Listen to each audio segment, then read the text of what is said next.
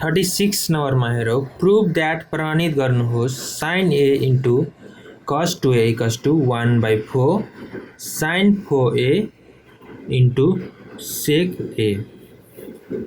अब हामी RHS बाट सुरु गर्छौँ। RHS equals to 1/4 sin 4a sec a।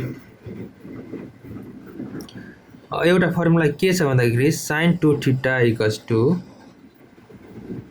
2 sin theta cos theta.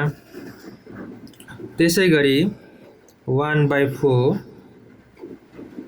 Into 2 sin 4 के हुन्छ त 2 sin 2a cos 2a into sec a हुन्छ।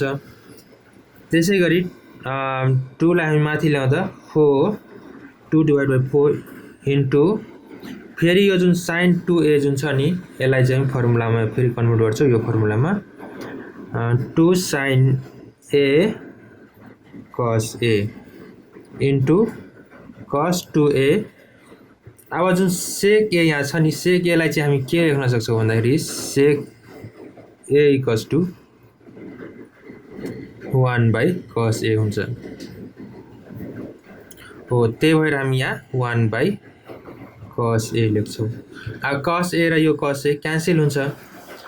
यो 2 2 जा 4 4 क्यान्सल भनेपछि बाँकी के बच्यो त हामीलाई sin a cos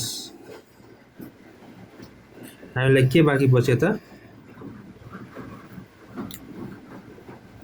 sin a cos 2a बाँकी बच्यो।